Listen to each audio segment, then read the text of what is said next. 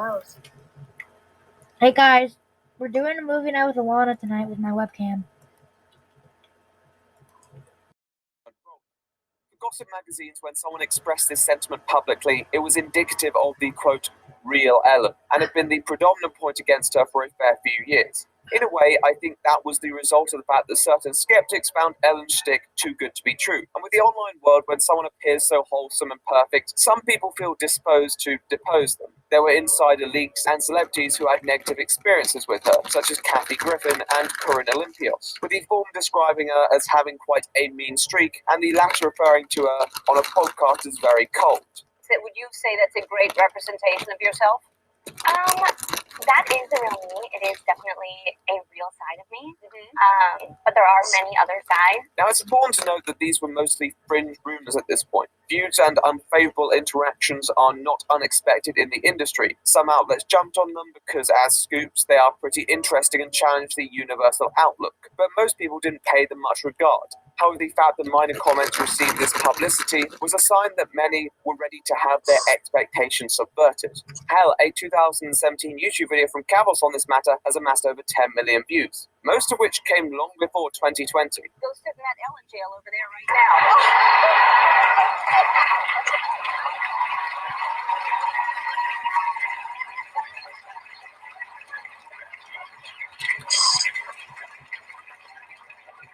I mean, look how pissed Ellen is. Look at her face. I have never seen her act like this, ever. It's fucking weird and all over her hat.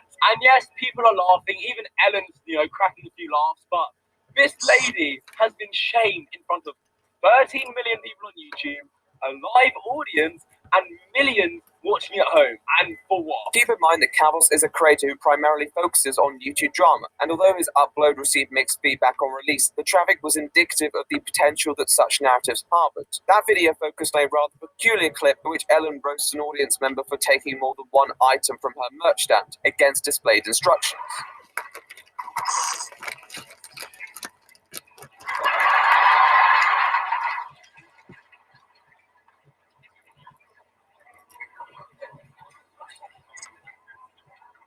Some of these more contentious clips have resurfaced over the years, attracting little slivers of public attention. These excerpts may have appeared well intended in concept, but could translate into practice as mean-spirited or blinkered. With that said, the video itself isn't anything extreme, and Cavos prefaces his critique with the acknowledgement that he actually likes Ellen. This is how many felt about her at the time, and it seemed that a lot of the criticism would amount to individual experiences of Ellen which didn't turn out as anticipated.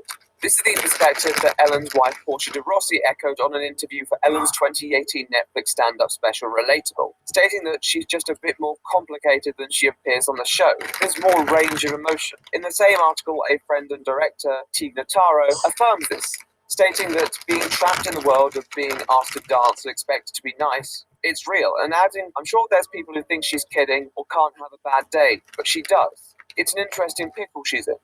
Ellen has bad days, and unfortunately some people are going to see that from time to time, especially people who have had limited experience with her. Could such a point of view hold back public approval? Perhaps, if each claim was treated as an outlier rather than a pattern. For a while, this was the case, mostly given the sparse and separate nature of previous negative testimonies and the existence of conflicting positive ones. It was particularly difficult to gather a consensus as to what Ellen's workplace was really like. The most openly critical testimony was provided by an individual by the name of Surgical Strikes, or Dan Tobin, which was posted in 2007 during the Writers Guild of America strike after Ellen questionably crossed the picket line to record her show. Tobin shared anecdotes from when he worked for her on the mostly unsuccessful sitcom The Ellen Show, which depict her as antagonistic and even derogatory towards her team. He remarks how she openly expressed the desire to sack the head writer for the lack of quality content, while noting how he would later go on to create the legendary Arrested Development. This post received ample amounts of media attention, but mostly faded when nobody else came forward to corroborate the claims. Ellen would go on to indirectly respond to this account and other headlines spurred by anonymous testimonies in the 2018 interview, where she dismissed them as quote-unquote an outright lie, emphasizing that workplace happiness is one of her utmost priorities. With that in mind, what reason did we have to doubt her commitment? Well, at the time of the interview, not much. I'm going to save some of the other contents for later, but as it stood, one thing that was constantly harped on was the fact that Ellen was human. In a way, I think many people knew that. Yet, even if we did, the Ellen DeGeneres show had almost elevated the image of its host in a way that was asking for it to be knocked down. However, the only way this was going to happen is if a consistent stream of people who had background with DeGeneres were to come forward. And for the longest time, that just didn't look like it was going to happen. Yet, here we are today, which probably means one thing. It did.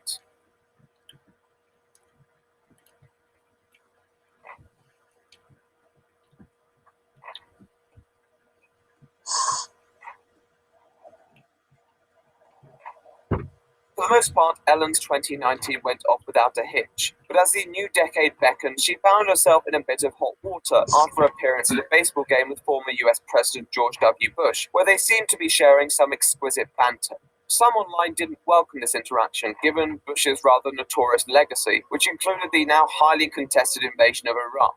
Ellen responded to this by appealing to her philosophy of kindness, stating that this principle doesn't just extend to people who agree with her. This was met with support from many celebrities in her comment section and also inspired a monologue on a subsequent episode. But just because I don't agree with someone on everything doesn't mean that I'm not going to be friends with them. When I say be kind to one another, I don't mean only the people that think the same way that you do. I mean be kind to everyone. Doesn't matter. Earlier in the year, she had received some milder criticism after hosting the comedian Kevin Hart. He had stood down from hosting the Oscars following the resurfacing of some older, rather inappropriate, homophobic content. Now, personally, if he's grown from that situation, then I don't think it should be held against him. And I do genuinely think that it's sad that he had to relinquish such a fantastic opportunity. At the same time, Ellen's narrative that the upset or outrage was merely a case of malicious internet trolls may strike some as a little offbeat. There are so many haters out there. Whatever's going on in the internet, don't pay attention to them. That's a small group of people being very, very loud. We are a huge group of people who love you and want to see you host the Oscars. You know, the trolls are, and they do it, and who knows who this person is, or people, who cares? And you can't let them destroy you, and they can't destroy you because you have too much talent. No one can do that. And for them to stop you from your dream, from what you wanted to do and what you have a right to do, what you should be doing. That's why they haven't found another host. Now, this may not seem like the most relevant incident to today's discourse, and anyone familiar with Ellen will know that her friendship with Bush and Hart pre-existed these situations. However, it was an important reminder of the degree that our TV host goodwill incorporated. Whether it was too far for some people was unimportant. It wouldn't be Ellen if it was anything else. And you know what? Come 2020, we could all use a little bit of kindness towards one another. With the bleak socio-political landscape draining the very fibre of our being, it was never a better time for Ellen's teachings to shine through. However, rather than being the saving grace in a year full of letdowns, she became a key subject of the public's own disillusion. Let's move to March then, and if you recall, I mentioned that to garner publicity, claims would need to be organised in a way that outlines a pattern of behaviour rather than just individual experiences. It was hard to see exactly how that would happen, but gold was struck when comedian Kevin T. Porter decided to raise some money for charity through the rather unorthodox method of donating for every story shared about Ellen's cruelty. The tweet announcing this quickly received hundreds and eventually thousands of replies covering Ellen's alleged shenanigans. These ranged from former fans whose opinion of Ellen had been spoiled following encounters with the TV personality to eyewitness accounts of Ellen transforming into a dragon, though unfortunately there isn't any evidence to support that one. However, there were a few select claims that stood out and became rather popular on their own terms, one of which regarding Ellen's former head writer Karen Kilgariff. The tweet here asserted that during the 2007 writer's strike, Kilgariff had refused to cross the picket line and was subsequently dismissed from her role, with Ellen never speaking to her again. Kilgariff had actually made a statement expressing empathy for DeGeneres at the time for crossing the picket line. So this would be a pretty damning story if true, and this is at least somewhat supported by Kilgariff's own retelling of the incident. You're in a position now where the show has decided to cross the picket line, and you said no.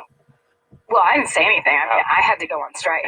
So it was just, we kind of all said goodbye, like, oh, this sucks. This is so weird. See you later. And, you know, when I was talking to, like, my EPs were like, we'll call you. And it was all that kind of stuff. And I don't think anybody was prepared for the kind of political action that was about to take place. Like, no one knew what was going on. What happened? Well, the Writers Guild found out that our show was going to cross the picket line. They went fucking berserk. They were just like they wanted to they made sure that I was always at the center of at the strike gate. It was really crazy. We just kind of became the eye of the storm in this weird way of the show that's doing the worst thing. Because there were other. Because you weren't working. No. We were striking. We showed up every day. That was the crazy part, is our show was mad at us because the guild was mad at them. What happened after that with your relationship with her?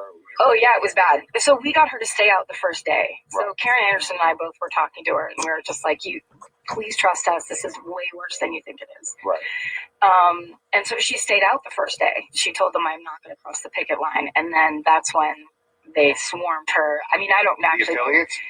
No. WGA. The production company. Right. The people that ran the show, Right. sure, her people, Right. all the bigwigs went in and were just like, no, you're doing the show. So she wasn't comfortable with it, but they basically convinced her, this is what you have to do. And then that's kind of when the whole, we are union zealots story started getting floated. And the next time after that I talked to her, all of us striking, which we had no fucking choice. She was definitely guilted of there's all these people that have jobs. You can't stop their paycheck. Right. They put her in that weird position. I think the part that fell apart the worst was just that interpersonal connection of nobody needed to be demonized. Nobody needed to be she's the one that's doing all this stuff. At one point, there was a story in the National Enquirer that I was in about how Ellen had crossed the picket line. There was a picture of me on the strike line in the National Enquirer. It was the weirdest thing. And I never talked to anybody from the National Enquirer. That's not a thing you do. When you work on a show, you sign papers, confidentiality. Right. And there was no story to tell. We were on strike. It was what it was. And the people, the EPs and stuff found out, and they thought I went to the press. So it was things like that where it's you've known me for 5 years and you think I would go to the fucking National Enquirer to talk about this ridiculous situation. It was all that kind of stuff. By the time it was over, everyone was so estranged and everyone was so angry, and those people had to work for 4 months on a talk show with no writers. They must have been stressed out of their minds. I mean, it wasn't good. I honestly felt at that time it was almost like an act of God. It was I've been here for 5 years, I've given my all. This really weird thing has happened that would never happen in a million years. It's just this strange thing. I'm out. Yeah. This is my chance to go. And I just kind of washed my hands of it because it was just it was really painful. Now, does this excuse Ellen's actions? Not at all. It's a situation where she could have afforded to think for herself, and she didn't by the sound of it. The fact that someone ceased contact with another individual altogether on the basis of a very difficult decision does make me wonder where her priorities lie. But it's not an indictment of character that we would need. However, we have plenty more stories to examine. Some of these characterize her as excruciatingly petty, complaining over trivialities and going as far to encourage the redundancy of those who had caused her inconveniences. Others depict her as cold, distant, and even cruel, with statements from multiple people claiming to be, or at least know, employees on the show, with the common theme being that many were discouraged from even conversing with her, with Ellen abiding by this principle pretty strictly as well. The stories just kept piling up, many of which not the most positive. Not that you'd expect it in a thread constructed on the premise of sharing your worst Ellen experiences. Additionally, the fact that exposing bad stories aids the support of a good cause may lead some to present circumstances in a more negative light than they actually occurred.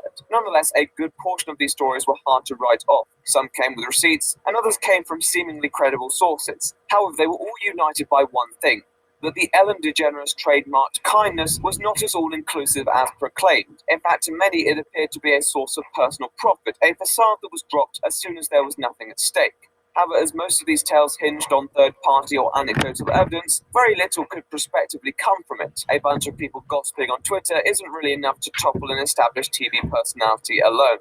Nonetheless, social media can be an excellent gauge of how much meat is on the bone for a ravenous news outlet, and I'm sure many became excited at the possibility of a headline which revealed the undermining of personally promoted values by an otherwise revered public figure. Even if she didn't notice this, Ellen's producers should have recognized the warning signs and trod carefully on the eggshells before them. With the incoming threat of COVID-19, the standards and conduct of all involved would be put to the test more than ever.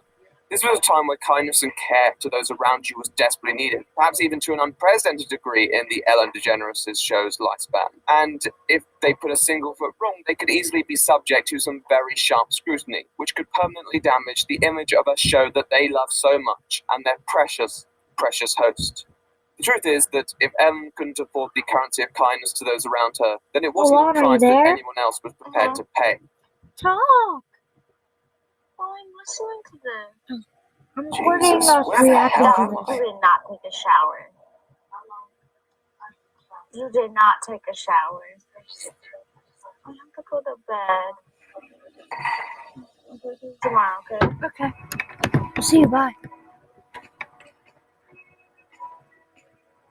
At the end of the previous part, I emphasized the significance of this viral thread. It had already spawned a few articles and sent a lot of previously unsuspecting eyes onto our daytime sweethearts. As the pandemic loomed and we were all advised to stay the hell away from each other, there were a lot of question marks over the entertainment industry and what this meant for shows like Ellen, which relied on the personal interaction with a live audience, as well as all the employees whose jobs may be on the line. At the same time, this concern went beyond the industry. It was likely felt by many people who watched Ellen and looked to her for guidance. It was an emotional time for many, and Ellen needed to be sensitive to that. How would she deal with this age of uncertainty? I've always wanted to have this show as a distraction, as a break from whatever is going on out there that may be unpleasant. So if you're feeling down, I want to lift you up. If you're feeling trapped, I want to set you free. If you feel like you're going in the wrong direction, I want you to back that thing up. A reassuring clip from home. The quintessential Ellen. What could possibly go wrong? One thing that I've learned from being in quarantine is that people, this is like being in jail, is what it is. It's mostly because I've been wearing the same clothes for 10 days and everyone in here is gay. The jokes that I have. Well, it seems the writers have gone on strike again because that joke kind of sucked. And it didn't go down particularly well with viewers either, with many tweeting out their dismay at various aspects of the joke. Now, there are many angles you can go at it from. However, I think once again it just makes Ellen seem a bit out of touch with the state of the world. The analogy doesn't really make much sense on concept, and its shortcomings are only intensified by the focus on Ellen's woes, which don't draw the most personal sympathy. You know what movie wouldn't have worked during a quarantine? Home Alone. You're killing it today, Ellen. Now, with that said, it's a bad joke. It happens. At a time like this, it seems excessive to be angry. Who knows the stress that Ellen or her staff may be under that clouded their judgment on the delivery of such a gag? She would outdo little worse than that to come under fire, wouldn't she? Well, a week later, it was reported that many crew members of the Ellen DeGeneres show were frustrated at their treatment following the state of crisis. As leaked by two anonymous sources, they've been given little to no communication and shown no concern by the show's executives. Further to this, many were frustrated that the show had hired an outside, non-union tech company to record her home broadcast. When employees did finally receive a response from producers over 2 weeks later, they were informed that their pay would be reduced by 60%, to an amount that would be hardly sufficient for many workers. Much of the workforce probably felt their future was up in the air, and the alleged ambiguous messaging from leadership likely did not I don't wanna assuage these say that. anxieties. To wait for such difficult news could hardly be fair, and many were quick to point this out. Provided this is true, can this be directly attributed to Ellen? Not entirely. She can't be expected to keep in touch with everyone who is working for her. I think that a majority of people can understand that. However, the problem that once more rears its ugly head is that contradiction. The people who've given their all to keep a show running deserve to be kept in the loop above anyone else. And whether that's Ellen's direct responsibility or not, people don't want to see her as being in a system that is antithetical to what she advocates for. With this story, a new narrative began to emerge, one that didn't just accuse Ellen of hypocrisy on the basis of her principles, but of a greater double standard. When dealing with fellow celebrities, Ellen made the most heartfelt appeals to the qualities of sympathy and decency. After all, they are human like the rest of us. However, these standards appear to be neglected when dealing with anyone outside the celebrity clique. Some felt this way following the George W. Bush controversy, that there had always been this separate class of elite above the consequences of their own actions, and that Ellen had since joined them. The contrast of a multimillionaire in their mansion grumbling about lockdown while many employees' livelihoods were in jeopardy was not a flattering portrait, and only served to highlight the us and them contrast. I wanted to start doing my new show as soon as possible because it's really for people who are stuck at home, and especially my staff and crew. I love them. I miss them, and the best thing I can do to support them is to keep the show on the air. So here we are. However, this still wasn't the whole story, as clips began to surface which even threw the idea of Ellen's preferential treatment of celebrities into contention. These could be quotes from people reflecting on their experience, such as Nikki Tutorials, who decided to address the show's hospitality on a Dutch talk show. Hoe was het bij Ellen DeGeneres? Nou, moet ik zeggen dat er een groot verschil is tussen De Wereld Draait Door en Ellen. En dan geef ik jullie het positieve handje. Want? Zo, punt. Nou, Dat wil ik meer weten. Ja, er zijn bepaalde... kijk, bijvoorbeeld, het is wel heel leuk dat jij wel vooraf hallo komt zeggen. Zo. Het is, bij Ellen in ieder geval, het is, wat ik heb meegemaakt hier en andere landen, is dat gewoon een hele andere wereld. Het zit gewoon iets anders. Afstandelijke killer. Tikje. It seems there's even a hierarchy within the industry, and despite being applauded on air, her treatment elsewhere seemed less than stellar. But that's just an account. What about direct clips? Well, there were those as well. It's good to see you. Happy belated birthday. When was your birthday? It was October 4th. October 4th. This is Dakota Johnson. She is an actress, model, and friend of Ellen. At the start of the interview, DeGeneres decides to jokingly take a jab at the fact that Johnson hadn't invited our gracious host to a birthday party. However, there was a small hitch with that. Actually, no, that's not the truth, Ellen. You were invited. Last time I was on the show, last year, you gave me a bunch about not inviting you, but I didn't even know you wanted to be invited. Oh. But I did invite you and you didn't come. So, This time you invited me? yeah, Are you sure? Yeah. How do you know? I don't think so. ask everybody. Ask Jonathan, your producer. Who Okay. said you were? I Yeah, was he's invited. there. Why didn't I go? I don't know. Was it? Oh yeah, I had that thing.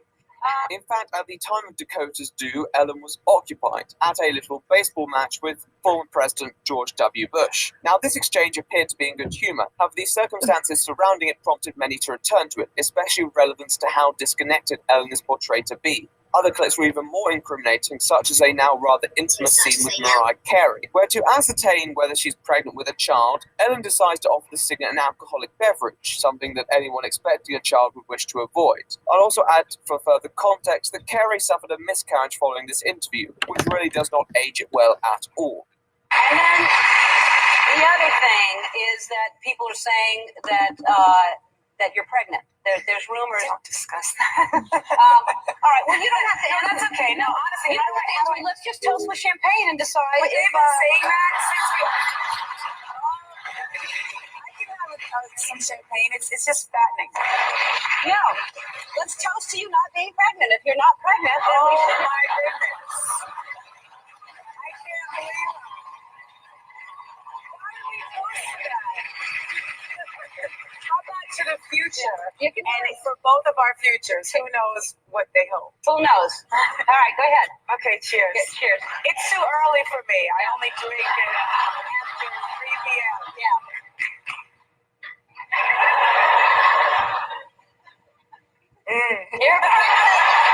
As a concept for a lowbrow gag, it may have been mildly amusing, and at first I actually thought it was far too personal to not be staged. However, Carey would later go on to say that the interrogation made her rather uncomfortable, and when you take this into account, it's hard to look upon Ellen favourably. Even if this wasn't her idea, she should have recognised and respected the discretion of her guest, and not fallen foul to such tabloid treachery. I have my own dog. Actually, she's pregnant. I have 2 dogs, both Her master Russell's. isn't. Her master, well, let me take some of the vodka next to me. Why don't you answer? Ellen did that to me and tried to put me on the spot All right.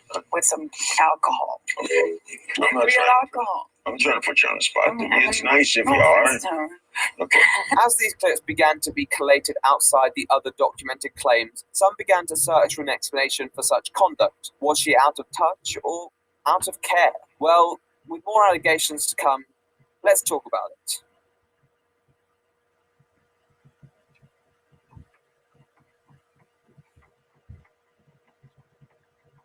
With the gradually mounting agglomeration of content, there was little doubt that something here was not quite right. However, at the same time, there was a divergence in the theories that many adopted when attempting to assess Ellen's actions. On one hand, some believed that much of this illustrated a celebrity who had simply forgotten what it was like to live in the real world, and thus had become insensitive to the needs of many of those she claimed to care about. To be honest, many of the rich and famous likely suffer from a lack of relatability. However, their careers don't rely on connecting to an audience in the same way that Ellen's does.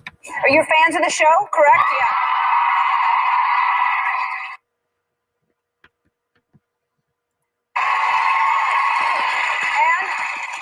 And you watch the show regularly?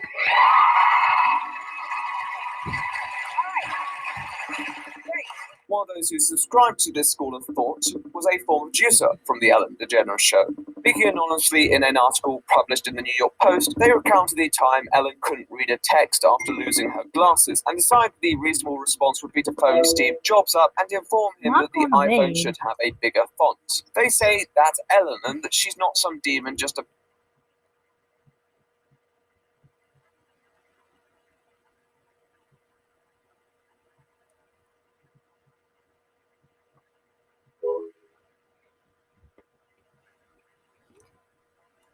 person who's been living in a privileged bubble for way too long.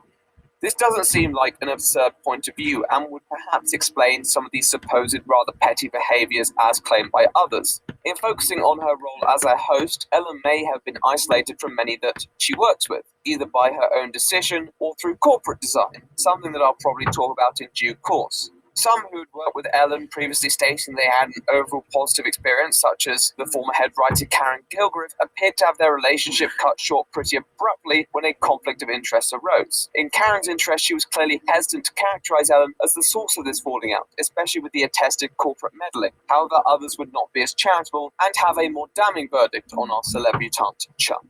Where some may stop short of characterizing our leading lady as malicious, others would venture with far less trepidation, particularly with some of the more incriminating testimonies and clips on display. And then you had a very tough time. You couldn't get a job. What was that like? Not only couldn't get a job, couldn't get someone on a phone. I mean, they're literally, the show was canceled and no one called me. It was just, I found out, my assistant read it in the paper.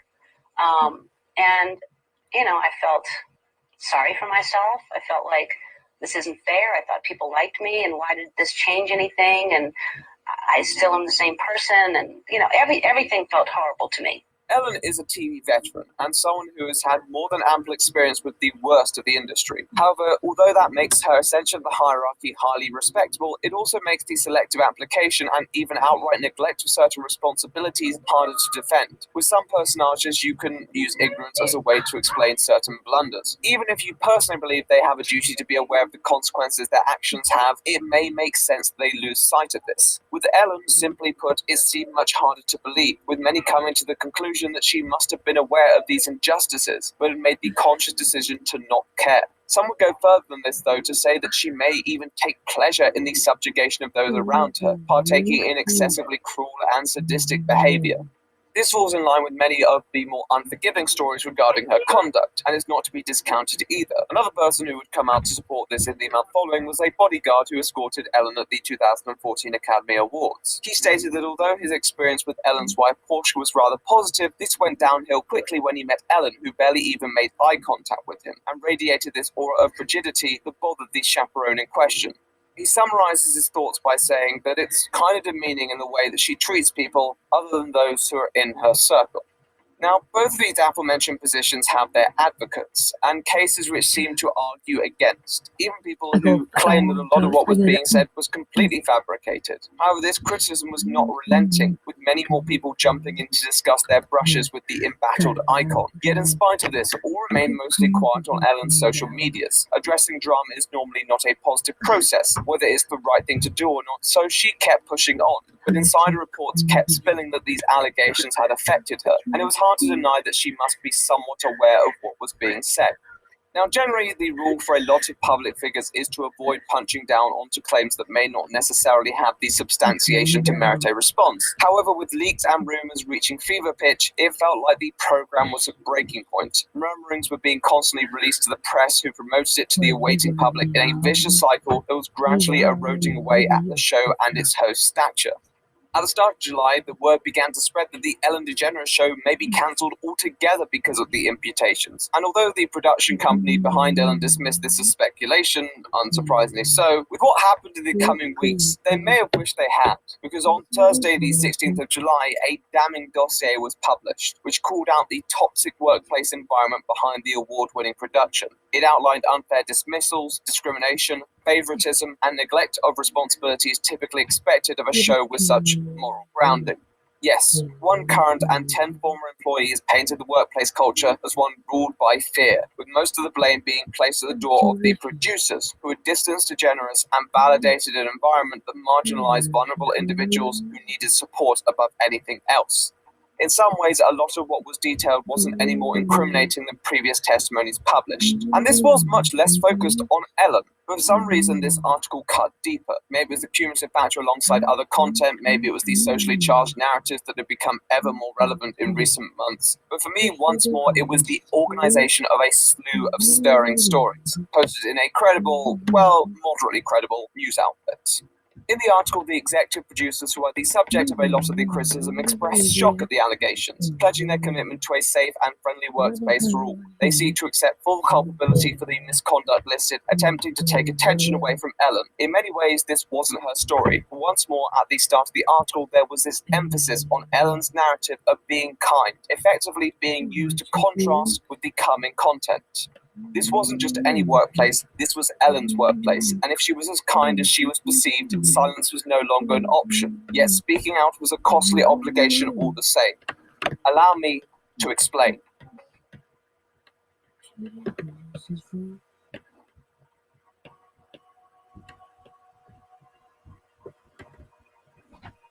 Let's pull it back to Ellen as a person and Ellen as a show. In many ways, they are separate entities, but the fact that the latter is built on the former means that no matter what the producers asserted, this was as much Ellen's problem as it was anyone else's. As one of these staff members said, if she wants to have her own show and have her name on the show title, she needs to be more involved to see what's going on. One of the greatest problems with this industry is that there's often this separation between individual hosts and the productions behind them. That seems easy to forget as an audience member. But it is understandable when the host has a more passive role, such as in certain reality programs or televised talent contests. And even then, in many ways, as an anchor to the experience, a presenter can't expect to be focused on controlling every aspect behind the scenes. However, this was reaching a point where Ellen's neutrality would be seen as a tacit endorsement of an undesirable status quo. The allegations were well-founded, and so she needed to say something. Before she could say anything, though, Warner Bros. Stepped in to launch their own exhaustive internal investigation, which would determine the source of the problem. On July 27th, Variety reported that a memo had been sent out to staff members the week before, announcing the upcoming audit, with the consultation of a third-party organization and an employee relations group. Interviews were held and circumstances were assessed, and 3 days after the initial story was published, Warner Bros. Released a statement on the findings of their assessment, revealing, quote, deficiencies in the workplace environment, while also signifying that changes would be made. This was a statement made both on behalf of the company and DeGeneres, which probably wasn't the best call, but it seems that Ellen had distributed her own separate statement to the staff, where she communicated remorse for a failure to stay conscious to oversights and shortcomings, vowing to make sure that a repeat of such antics would be avoided at all costs. This statement was once more picked up by the press, who framed it as Ellen finally breaking her silence. However, it was mostly an internal acknowledgement of failings only provoked by the report prior, and doesn't really mention much else. Not that you'd expect it to, but it's hardly what some online represented it as.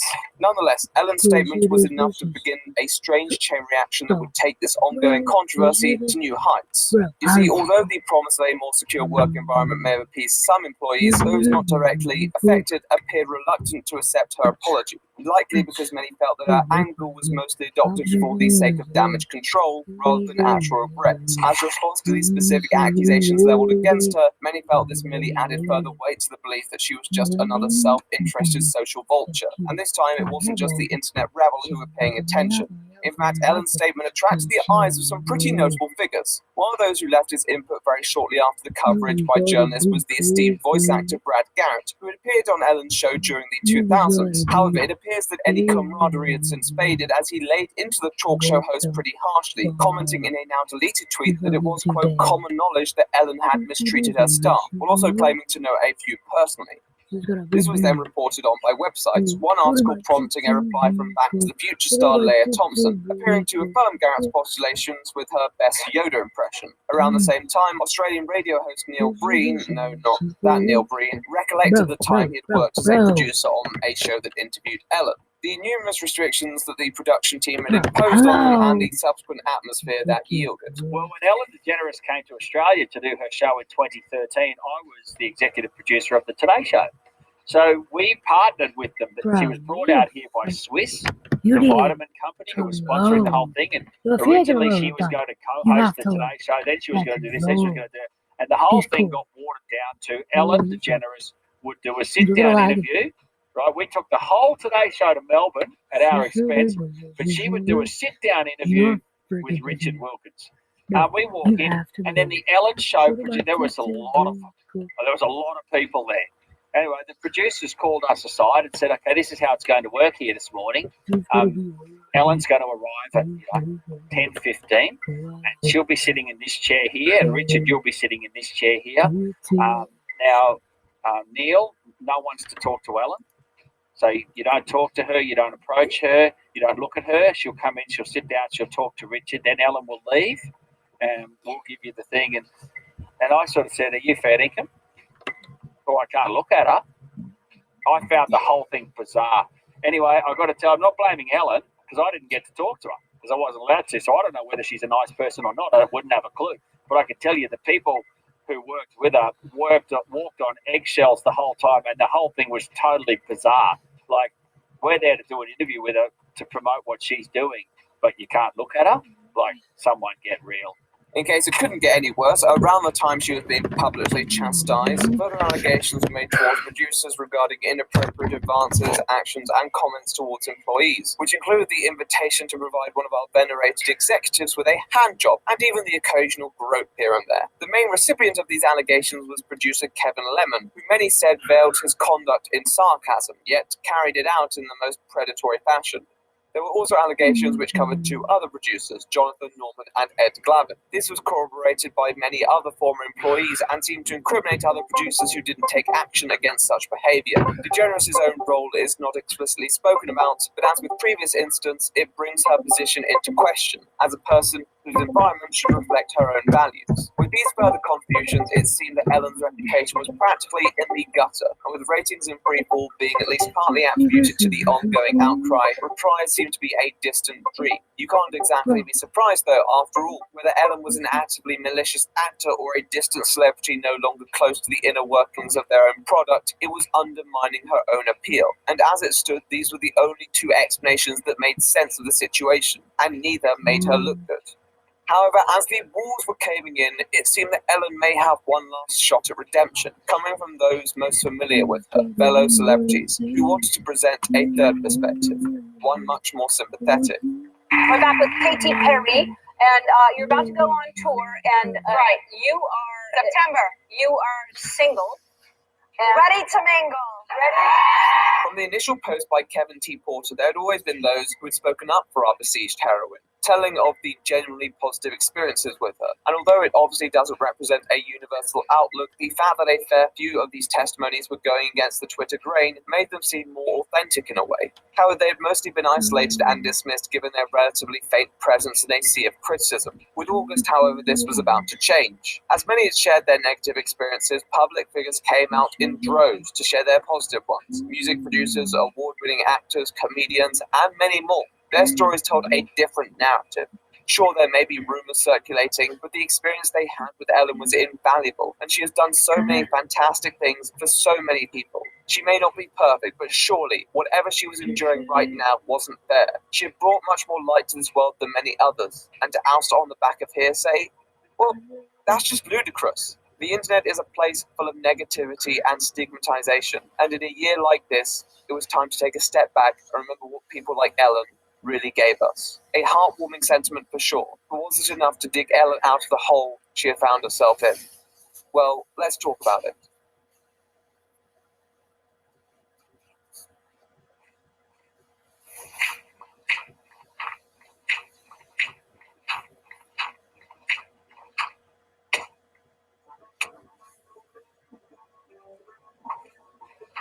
With the attestations coming from many household names, this third narrative began to gather steam. There were so many people paying tribute to Ellen's character, many of whom would have significant personal background with her. Maybe online toxicity had overcome us, and it was time to look at the bigger picture. Some clearly agreed with this and echoed the sentiment on their timeline. After all, Ellen had done much more for communities than many of those internet dwellers throwing second-hand shade. However, at the same time, the celebrity narrative didn't exonerate Ellen in the way that one may have hoped. In fact, for some, it actually solidified more cynical theories relating to her demeanor. Why is that? Well, let's think back to the initial instance and what many allege they told us.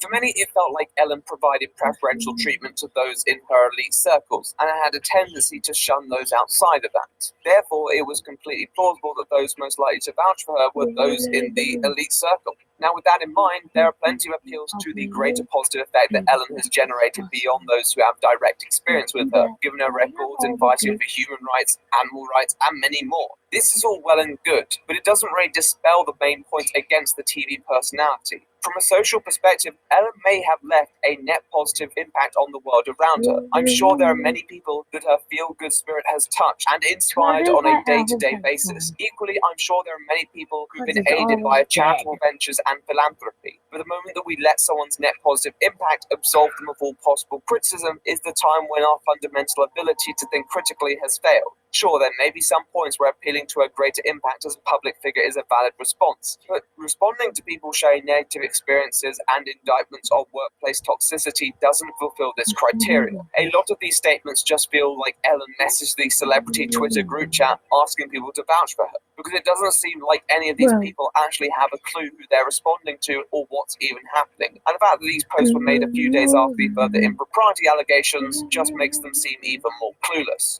At the end of the day, I'm sure we're all happy that people had a positive experience with someone who they greatly admired, but this didn't alter what was happening elsewhere, and how many wanted more than just people saying, "She's nice, trust me." This sense of divide wasn't aided when former Ellen DJ Tony Okumboa commented that he personally stood with his fellow colleagues, and had also experienced some of the reported toxicity in his decade-shy stint on the show. There was one glimpse of hope for Ellen on a more personal basis, though, as Samantha Ronson, a person who had worked with Ellen on more than a few occasions, came out in support of the Under Fire TV host, saying that her experiences as an employee have been positive, creating at least some diversity from outside the celebrity clique. The current DJ, Stephen Boss or Twitch, had left a mostly ambiguous comment to the media, observing that in spite of the difficulties there was love.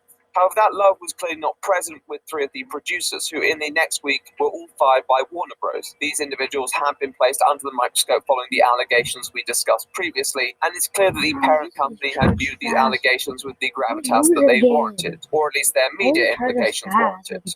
Two of the three producers had pleaded their innocence previously, denying the claims made against them, and as this was an internal investigation, it's hard to really comment on the reliability of what was being testified, though given the volume of the claims, it is hard to dismiss. Now, with that said, I think their fates were sealed regardless. The whirlwind of media chaos whipped up had already given the corporate bigwigs a headache that was likely shortening their patience with the show's production team, and to keep on the producers after such widely endorsed claims had surfaced would have been bad news for them, in more ways than one.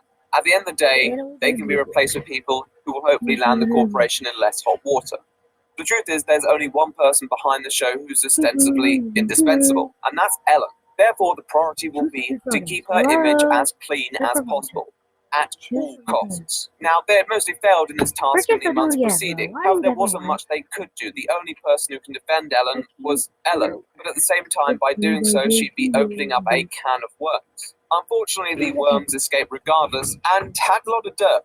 The celebrity support should have at least provided her with some form of consolation, but in fact, it harshly played into the aspersions espoused by her detractors. It brought more attention to an unresolved issue which the company took seriously enough to sack 3 of their executive staff members, and a load of rich people dismissing much of the online outrage as people spreading rumors was incredibly ill-timed, particularly given the eventual outcome of the investigation. Once the departure of their senior level staff was announced, Ellen went on a call to discuss it further with present employees, where she is alleged to have contested certain claims about her character, such as those that asserted she didn't want people to make eye contact with her, an assertion that she branded as false. As well as this, she reaffirmed her commitment to being much more active behind the scenes, and not just being an on-screen persona, which is good.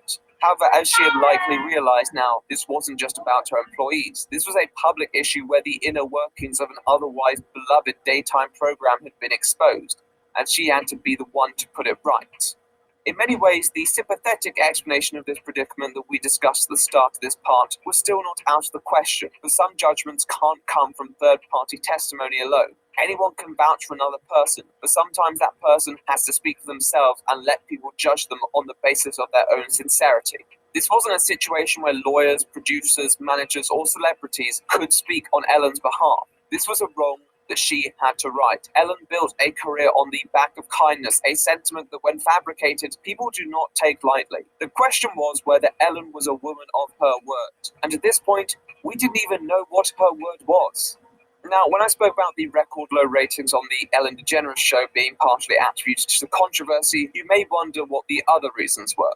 Well, simply put, they were reruns, and reruns will inevitably draw less viewers as some have already watched the episodes being aired. Nonetheless, a new season was around the corner, and that meant a fresh start. But you can't really start over until you bring this saga to an end.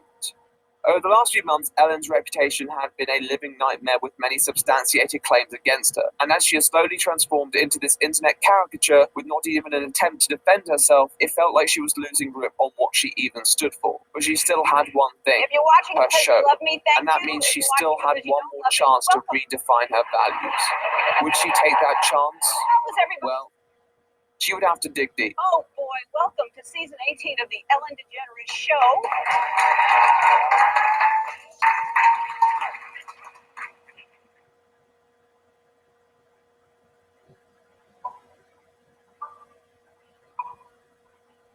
September the 21st, 2020, the 18th season of The Ellen DeGeneres Show was braced for release. Its journey onto the screen, although not free from obstacles, had likely led many involved to a better place. DJ Stephen Boss was also now an executive producer, so hopefully he would bring some of his signature love. And all in all, it had made those responsible more committed to a supportive structure for employees. I think we can all agree that this can be considered a broad positive. However, it was always greater than the show. It was about the person at the center. And that individual still had many devotees and detractors alike waiting for her to tackle what had cast a great shadow over her throughout this tumultuous year. In a way, this wasn't just for her, but for everyone who had looked up to her over the years, an overt renewal of a doctrine that had been taken for granted previously. This time she had to mean it. How did she fare?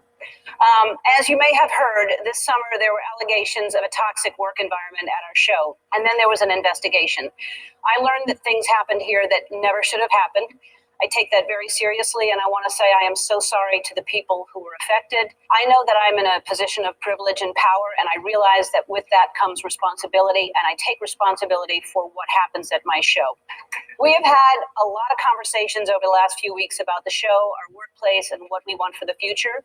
We have made the necessary changes, and today we are starting a new chapter. Well, the apology is quite brief in the context of the show, and mostly addresses claims in their general state. As shown in the clip previously, she discusses the office environment and accepts responsibility for misconduct that occurred under her nose. In fact, this part is all executed reasonably well, with Ellen reiterating the need for a fresh start. However, we then reach the crux of a lot of people's issues, Ellen's own character, something which the TV host should know better than anyone else. And her apologia is certainly a sight to behold. There are also articles in the press and on social media that said that I am not who I appear to be on TV because I became known as the Be Kind lady. The truth is, I am that person that you see on TV. I am also a lot of other things. Sometimes I get sad, I get mad, I get anxious, I get frustrated, I get impatient. I am a work in progress. And I'm especially working on the impatience thing because and it's not going well. In her monologue, she once more avoids specific details, opting instead to confront the general sentiment behind the allegations and the message that many within the press were using the stories to push. She calls upon her humanity and her imperfections and concedes that she isn't perfect, but is working every day to improve it. A very noble ethos indeed. She finishes by having a discussion with the new producer, Twitch, and using it as a vehicle to convey that sense of progress. The summer was a little crazy. It was intense, but there's been during that time, there's been a lot of learning, a lot of discussions, a lot of listening. You and I have had numerous discussions, and for me, I'm just so excited to be back here in the studio so we can do what we do best, which is bring laughter, love, and fun, right? And also lead by example by putting our best foot forward after a bounce back, right? So it's all love. I'm so excited for this season. It's all love. That's all that's real is love. That's the truth. After this delightful speech, Ellen moved on. I mean, she moved on to the next segment of her show, which I'll assume is hilarious comedy and trademark Ellen DeGeneres hijinks. Thank goodness it was all over. Yet for many people, it wasn't over. In fact, the reception on the subsequent YouTube upload was not the warmest, with the like-dislike ratios indicating a widespread rejection of Ellen's return and subsequent declamation. Most comments and video responses were tinged by a clear doubt in her integrity. After all, with such plentiful allegations, you cannot easily brush it aside in the space of 5 minutes with a "I'm not perfect, so what" narrative. I always try to grow as a person. I look at everything that comes into my life as an opportunity to learn. I got into this business to make people laugh and feel good. That's my favorite thing to do. And now I am a boss of 270 people. 270 people who help make this show what it is. 270 people who I am so grateful for. All I want is for every single one of them to be happy and to be proud to work here. However, what did I think? Well, after going through the whole situation, this video struck a weird chord for sure.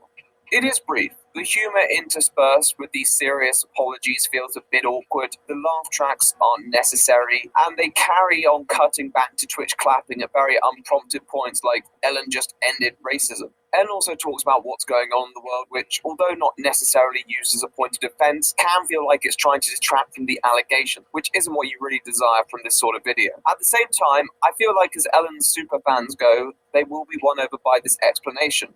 And to be fair, I can't exactly blame them for that. My hope is that we can still be a place of happiness and joy. I still want to be the 1 hour a day that people can go to escape and laugh. I want to continue to help all the people that we help every day. And I'm committed to making this the best season that we have ever had. When I spoke about the Celebrity Elite earlier, I mentioned how in many ways a lot of their comments were irrelevant to the charges brought against her, because the greater character implications only followed from specific instance. Here, Ellen doesn't address the specific instance, and that will understandably frustrate viewers. At the same time, she deals with them in a way that does umbrella the allegations and seek to explain them through the lens that the Be Kind narrative is obviously not always the most beneficial to her image, as it's not always something she can commit to. She is not perfect, and this seeks to tackle the underlying insinuations behind other claims. Being known as the Be Kind lady is a tricky position to be in. So let me give you some advice out there. If anybody's thinking of changing their title or giving yourself a nickname, do not go with the Be Kind lady. Don't do it. This is where it becomes even more complicated, and I would like to reintroduce the previous explanation for her behavior, be more cynical and be more sympathetic. With commentators and critics alike, many have begun to work off the assumption that Ellen was this bad person, a tyrant who treated her employees terribly, and therefore, of course, this speech would not win them over, because the only way to really undermine that rather unforgiving narrative would be if Ellen directly responded to and debunked each and every more austere allegation. That was simply not going to happen. In a way, we have been blessed by comprehensive responses from YouTubers in the past, because the allegations often feel more personal to them, and they want to clear themselves. But it's not something that translates across to other industries. Ellen wasn't going to release a 40-minute tell-all response to each individual claim with some ambiguous lowercase title, not if she didn't feel like she needed to. No. Her responses take cues from both the other two explanations. On one hand, she clearly was out of touch, and she should be more involved in the well-being of those around her. She had become distant from what she had previously found affinity with. At the same time, she is human and will have bad days where people may not see the best side of her. I've played a straight woman in movies, so I'm a pretty good actress. But I don't think that I'm that good that I could come out here every day for 17 years and fool you. This is me. If people were more inclined to show leniency towards Ellen, people like her supporters, then I think they may well buy this explanation. Ellen appeals to those fans when she talks about her time on the show, how they should know her. This is not directed at those who already dislike her. This is for people who are going to be responsive, who have stuck around, who have seen what Ellen has done. After all, whether people choose to forgive her or not, those who were not Ellen enthusiasts before are unlikely to become Ellen enthusiasts after. And if Ellen transformed the show into one elongated response, she would only hemorrhage more viewers. This was an appeal to people who knew her, who knew who the real Henry, Ellen I'm doing was, a movie night for who YouTube, wasn't enough. and it's been like 1 hour. Who was the real Ellen? And I'm going to screen share. I'm recording a face cam video so they can't see us. So, and guys, I did not forget I was Over the next recording. month following the response I and knew I leading was up to the recording. time of writing the script, Ellen's show has found some semblance of stability. However, ratings have been down, and that has been unsurprisingly picked up by many outlets. With the current Just give it a circumstances second. changing the world as we know it, it's hard to tell if this is permanent, but it will certainly foster some disquietude amongst the Really? corporate honchos. Stop lying.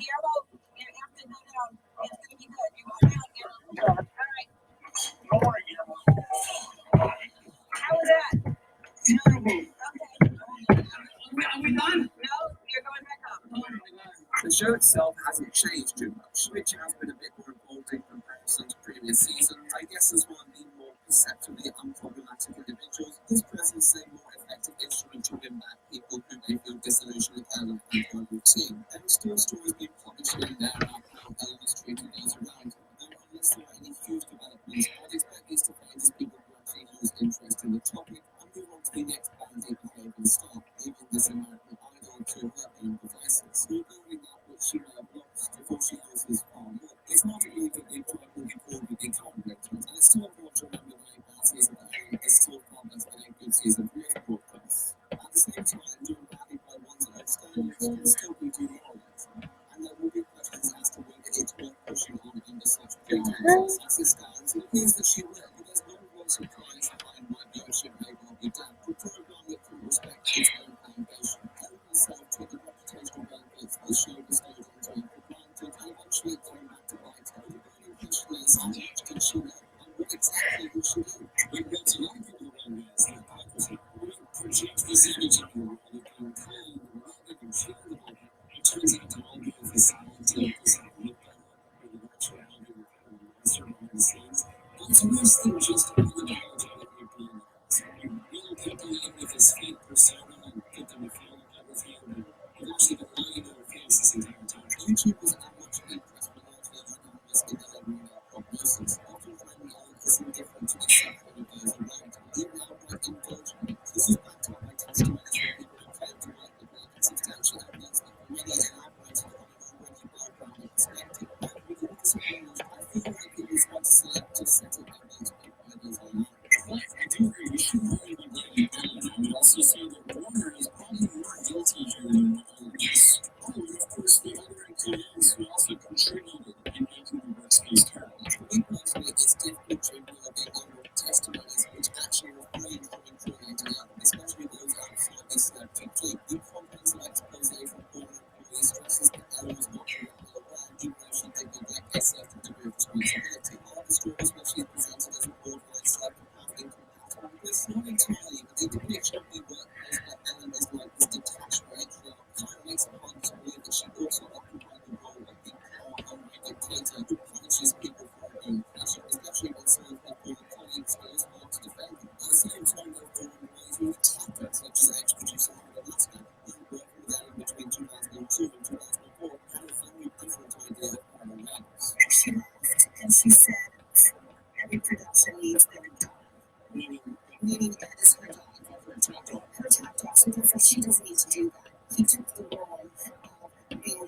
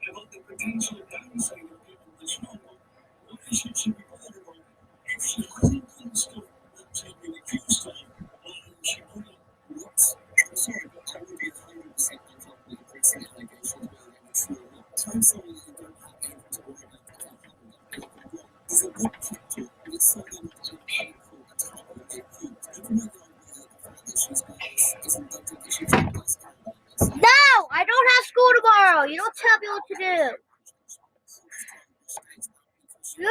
Really? No! You're what? No! You hate me!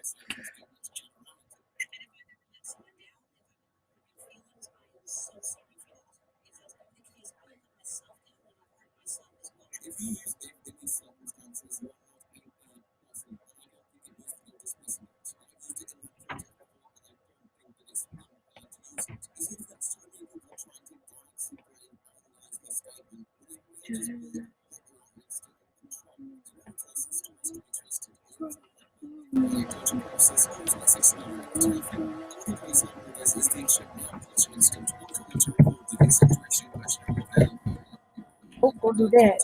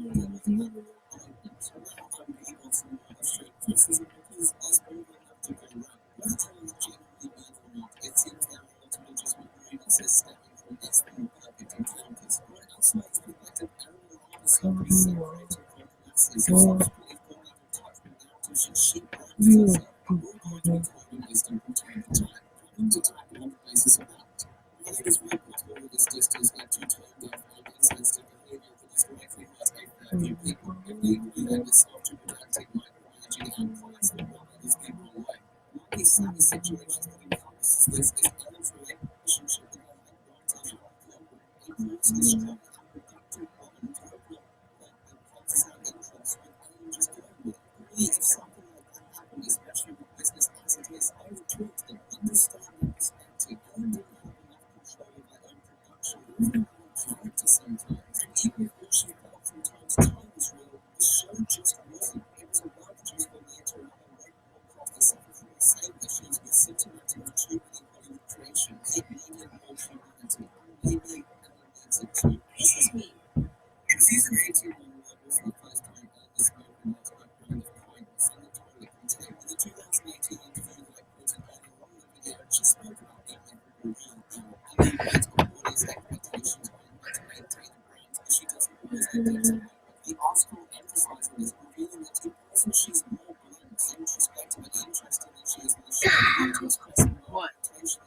I'm recording a video.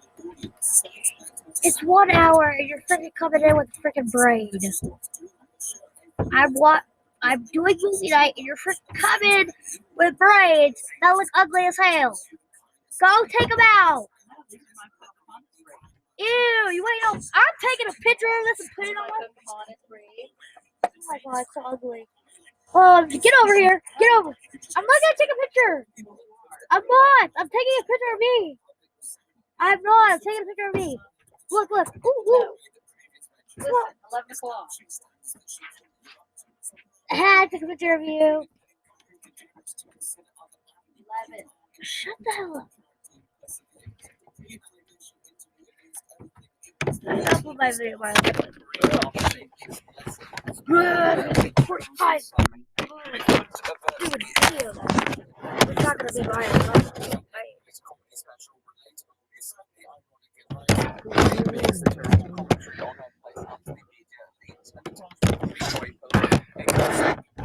Stop moving, dumb thing.